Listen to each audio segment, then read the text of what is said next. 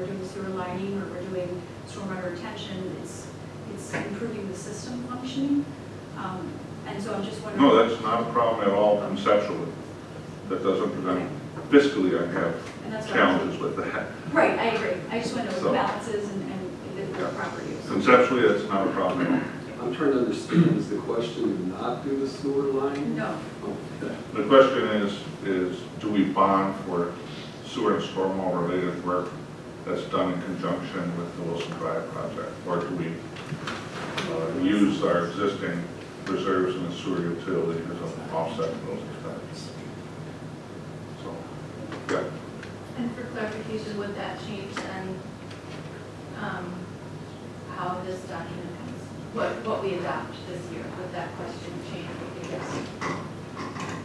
So All right, I will look at those details as well and make sure that we address those during that. Oh, okay, great, thank you. Yeah, I would want to know what you have long-term projections on the cash flow and cash reserves in each of the utilities. I'd like to know what that impact would be on the reserves and the rates and stuff. Yep. Like he said, sewer lining too. I mean, we don't typically use reserves for it. This is the first time we're doing that. Because we're in a position to do so now. Yeah, we have some money. Yep. Absolutely. Thank you. Anything else comes up, again, let me know. Otherwise, if we could, I guess, move into our library. Special revenue accounts starts on page 93. And our library people are here to make an initial presentation before we get into the numbers. So, Mike, if that's all right. Good evening. I'm Alex Handelsman. I'm the current president of the library board. And I want to make a very brief statement on behalf of the board of trustees of the library. As you know, the library is a very integral part of our community, and I'm very proud of the work that the library does here. And that wouldn't be possible without the continued support of the village. And I want to sort of share two stories of the kind of positive impact that the library has on community members, both short and long-term residents. The first involves a mother and daughter who, before returning to China, came with a gift of some used wrapping paper. The daughter was active in the after-school art card program, and her mother was in the knitting group. And she felt a part of this community through her participation in that group, despite the language barrier. The second involves a 20-year Shorewood resident who decided to leave the community to be closer to his family, but wanted the library to know that one of the things he would miss most about this community was the library and the services that it offered. The library wouldn't be able to touch as many lives as it does or have the kind of positive impact, but for the dedicated and excellent staff that we have, and also this library's, or this village's continued support. So I look forward to sharing the impact that we're able to make in next year. And without further ado, I turn it over to our director, Rachel Powell. Thank you. I am going to run through a few highlights on the PowerPoint. So you'll see that our equipment and furniture requests are reduced by 65% compared to last year. These requests are reduced to fund a one-year library strategic planning process in 2018.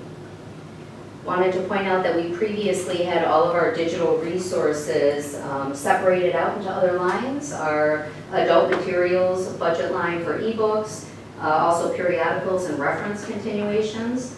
We've decided to co-locate all of those digital materials together under one new budget line, ebooks/digital materials. So as a result, you're going to see this new line is up 140%, and periodicals is down 23%, reference continuations is down at 67%.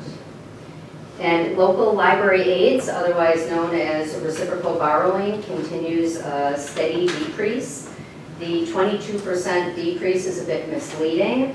I'm going to fess up. In fact, the payment of $75,000 was the intended 2017 payment, and I mistakenly added $10,000 to that, just grabbing the wrong Excel cell. So that decrease is actually 11%. That gradual reduction is due pretty much to flat state budgets over the last 5 or 6 years. And also more state funds are being funneled towards a digital purchasing pool that's allowing us to purchase more digital materials as a system. For accomplishments, we've had really robust partnerships with the school district, Senior Resource Center, and the YWCA of Southeastern Wisconsin for both community and staff learning opportunities revolving around race and racism, a really important topic on the national as well as local level for us. We are on track to complete our furniture purchases that were approved in 2016. It has taken some time to make some space for our new collaborative tables and chairs, which will be expanding our seating in the adult area by 8 seats. And we have implemented quite a few new policies. We've reallocated some resources, resulting in a much more successful after-school environment for all ages. And finally, what we see coming ahead.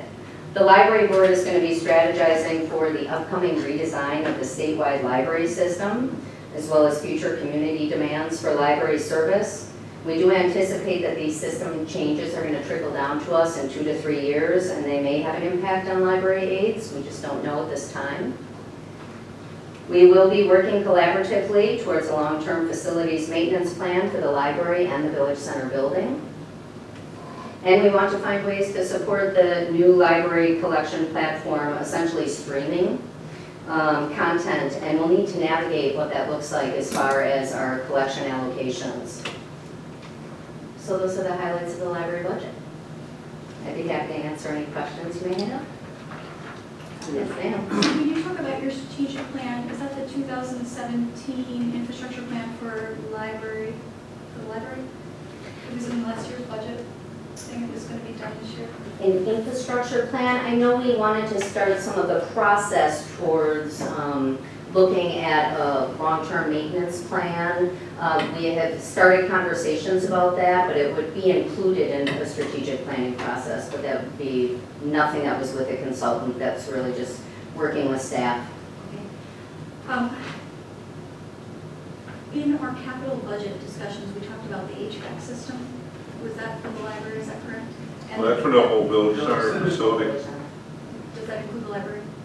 Libraries in the village center. Okay, yeah, I just didn't know if it was the term. Okay, so saying that, if we do, I'd like to put this on the list, if we make a decision as a board to move forward with the HVAC replacement, I would like to suggest potentially moving the carpet replacement to an out year, maybe next year's budget.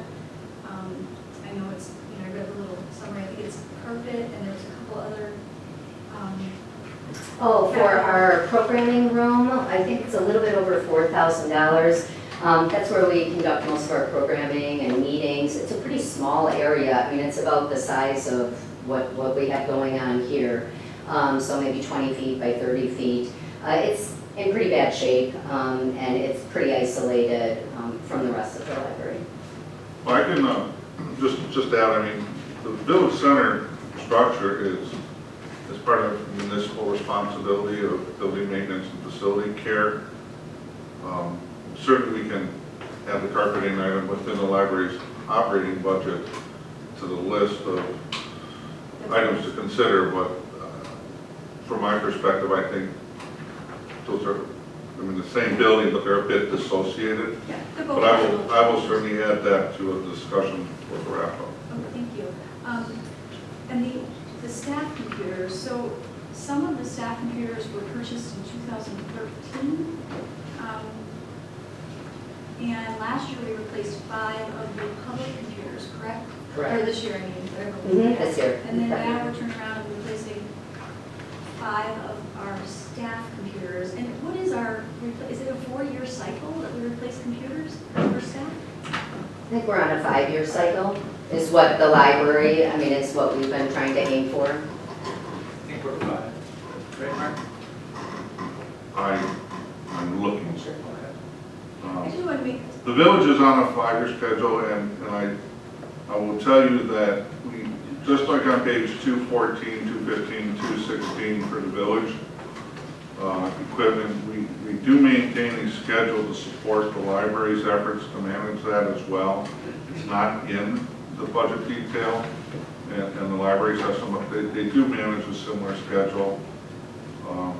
I can certainly provide the details of that for your consideration at the wrap-up session if it helps see the trends of what has to be. Yeah, and I don't mean to just point it out here, it just struck me last night of, you know, sometimes they may be able to last, kind of like our roads, they're only supposed to last on a cycle of, 30 years, but we get 40 years out of them. You know, I'm just wondering, I haven't looked at that schedule, and have we considered, revisiting it to, a 4-year-old computer, if it's not working, then we should replace it, but if it's, is there new technology is pertinent to the staff's job that would require that we replace it in the 5th year? That's all I'm asking. Yeah. Anywhere, it could be the library, it could be, do we just do it because it's on a timeline, or is it more of? Well, Mark, hasn't there been some cases that we have pushed back the staff's computer if it is working well? I can think of 1 or 2 scenarios at the top of my head that we have done that. We have the risk, just like with our core backbone infrastructure is, at what point do you put up a yellow flag and say, replace it before it fails, or do you try to manage and then have it fail, and it takes 2 to 3 weeks to get something scheduled replaced and reintegrated, so. I totally understand. Yeah. I'm just wondering, is there, in your opinion as the department, because you know the best, right. Do you feel like that the equipment for staff is, I read the part about the square, for yeah, sales, very, very nice. Mm-hmm. There's a new technology, it makes things simpler, it could bring in new revenue. I'm just wondering, is there something like, one of them's on the blink, or, we need a new processor, I don't know, just the rationale, besides just it's at the 5-year. Yeah, I think that some of it is literally trying to prevent breakdown and then being in a situation where we're going to have to go over budget and say, oh, now we need 2 computers. I can tell you those 5 staff computers are not going to be recycled. We will reuse them.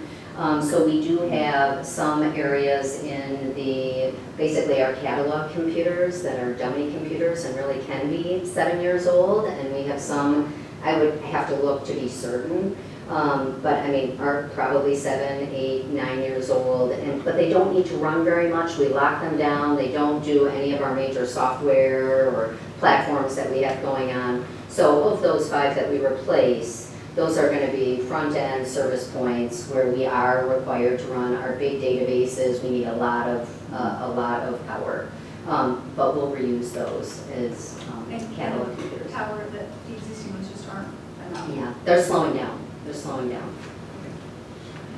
I've noticed in the revenues there's a printing fees for $10,000. That's a new one. What is that?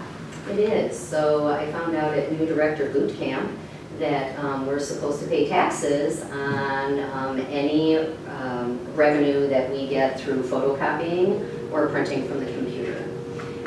And so working with Mark, and Mark correct me if needed, but we decided we needed a new line. We'll go ahead and have the taxes taken out of that appropriately. We previously had put that into library fines, the library fines and fees. So it's just moving something from one place to the other? Yeah. Okay, and I wanted to check with you too on the going to the e-materials versus the periodicals and reference, I don't even know what reference continuations are. So is the total the same, or are you just, the total being spent on materials just moved around between, okay. Yes, it's probably elevated a few $100s here and maybe, but just the annual shifts and changes that happen with a vendor. Okay, I understand. Yep. The only other comment I had on the point of sale replacement is that I know occasionally things have come up, and I remember in terms of the compost, paying for the composting program. So I wonder if there's a way, are you just, you're actually putting it into place, right? Right. Just starting out. That we could piggyback on what the library is doing and be able to have that capability in other areas of the Absolutely. That would be great.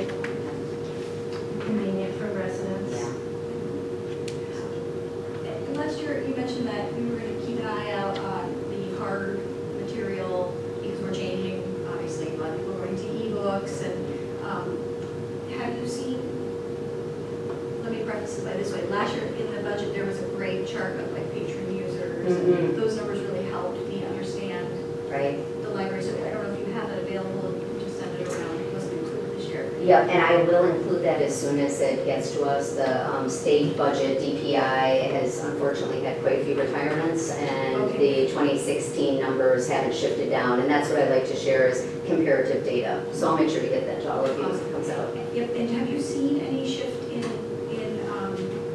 e-materials versus hard materials in the last year?